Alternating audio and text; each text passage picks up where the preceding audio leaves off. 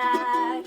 Me and you gonna have a little chat about books. Hi guys! So I am here today to do a book haul, and the haul that I'm going to be doing is of all of the Hodderscape or Hodder books that I got given when I went on my work experience. The work experience was incredible fun. I had such a great time. I'm hoping very much to go back again in the Easter half term or Easter holidays, and I'm sure it's going to be just as fun and just as informative, because that was the main thing that I really took away, was how much I needed to do and what the industry was like, and it was just so interesting. So I had such a good time, and they were very kind and gave me a lot of free books to take away with me once I had finished my time there. So this is going to be a haul of all of the wonderful, exciting things that they gave me very kindly for free, and yeah, I'm going to show you them all. Let's get started. The first of them is the Book of Phoenix, which is by Nnendi Okorafor. I'm very happy to have this because I know a lot of people like Nnendi Okorafor stuff, and I have the other one by her, Lagoon. I've also got Lagoon by her back at home or up at uni, so I'll hopefully be getting to one or other of them soon because I haven't tried anything by her yet. But the cover of this is just stunning. Like, it's so pretty and so interesting and fiery and exciting, so I can't wait to give it a try. And it's actually quite a short book, so yeah, looking forward to trying this one out. This one is book one in the Australia trilogy, and it's just called Way Down Dark. It's by J.P. Smith, and I don't really know anything about it other than a couple of people I like have read it and have said it's good, so I thought I'd check it out. I think it's a YA, yes. 17-year-old Chan's ancestors left a dying Earth hundreds of years ago in search of a new home, and they never found one. This is a hell where no one can hide. The only life that Chan's ever known is one of violence, fighting, of trying to survive. This is a ship of death, of murders, of cults and gangs. But there might be a way to escape. In order to find it, Chan must head way down into the darkness, a place of buried secrets, long forgotten lies, and the abandoned bodies of the dead. This is Australia. So it sounds good. It sounds like it's a kind of dystopian, interesting, fun story, and again, not too long, so very exciting. I then also was very kindly given The Vor, which is by B. Catling, and I have heard great things about this from Thomas at SFF 180 and a couple of other people. Outside the colonial town of Essenwald lies The Vor, a vast, perhaps endless forest. Sentient and magical, a place of demons and angels, of forests and priests, the Vor bends time and wipes memory. Legend holds that the Garden of Eden still exists at its heart. Now a renegade foreign soldier intends to be the first human to traverse its expanse. Armed with only a bow, he begins his journey, but some fear the consequences of his mission, so a native marksman is chosen to stop him. Around these adversaries swirls a remarkable cast of characters, including a tragically curious young girl and a cyclops raised by robots, as well as such historical figures as proto-surrealist Raymond Roussel and pioneering photographer Edward Muybridge. Fact and fiction blend, the hunter will become the hunted, and everyone's fate will hang in the balance. In The Vor. So it sounds really good. It's quite a chunky one, this one, but it's a lovely addition. I love the cover of it. I think it's really cool, like the cycles of the moon. And I'm excited to see what it's all about, really, because it just sounds very interesting, and I do think it's going to be a good one. Next, I have this one, which doesn't actually have the title on the front. It is called When the Floods Came, and it's by Claire Morrell, or Morale. This one actually doesn't come out until February of next year, which is why it doesn't have a cover yet, but this is an ARC copy. We're going to have a proper wedding in Brighton after the flood season. I have a dress adjusted by moth. It was hanging in a wardrobe in a flat in a Colorado house, zipped into a protective bag, unworn. Someone's future that never happened, frivolous dreams wiped away with swift efficiency by a soaring fever and uncontrollable diarrhea. There was a lace shawl, too, and some silk flowers for my hair, preserved in a box, faded but still pretty. You can't feel guilt about usurping someone else's fairy tale when there's nothing new left. If you don't take what's there, it will disintegrate and die.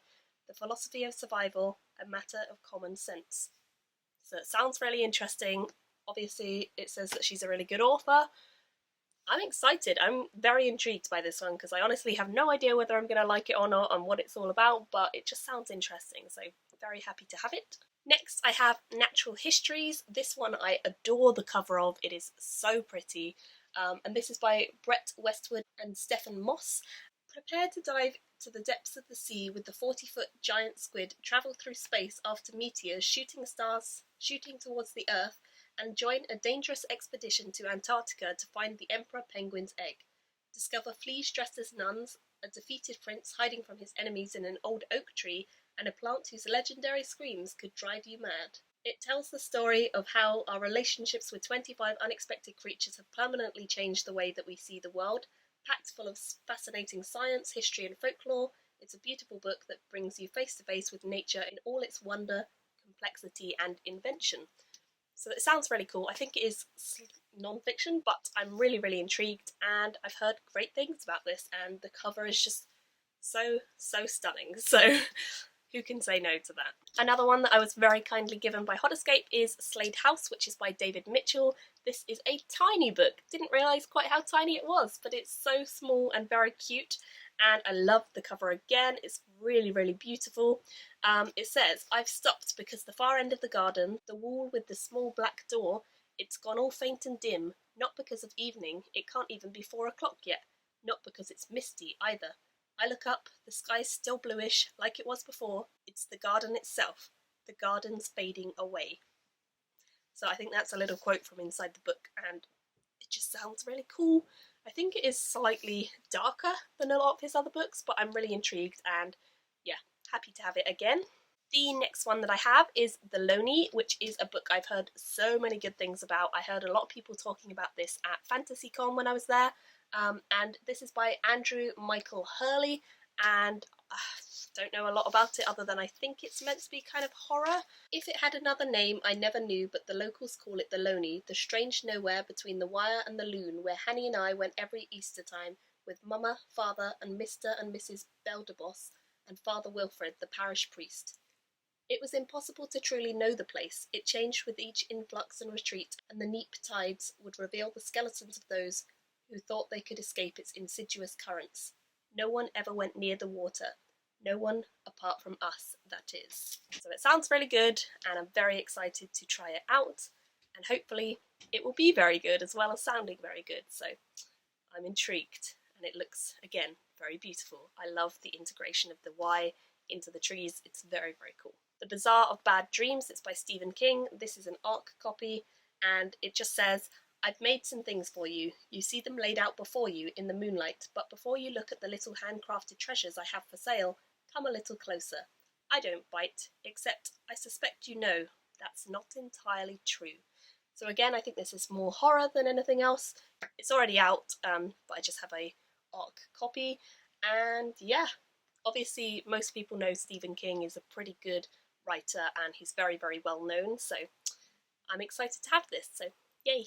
Next up, I have this one, which is The Glorious Heresies. It's by Lisa McKinney, and I believe that this is not science fiction or fantasy. I think it's more of a crime or something, or just a general fiction.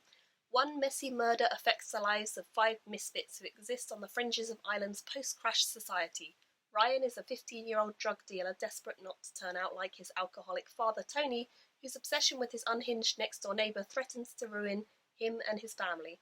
George is a prostitute whose willingness to feign a religious conversion has dangerous repercussions, while Maureen, the accidental murderer, has returned to Cork after 40 years in exile to discover that Jimmy, the son she was forced to give up years before, has grown into the most fearsome gangster in the city.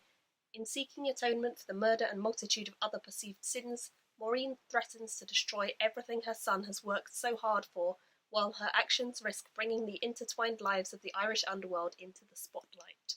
So it sounds very interesting, and I do think it's going to be really Irish. I believe the author is Irish, so I think it's definitely going to be Irish focused, and I haven't really read any Irish fiction, so I think it's going to be really, really informative and very, very fun, and I've heard great things from the people who worked at Hodderscape about this one, so yeah, can't wait to try it out.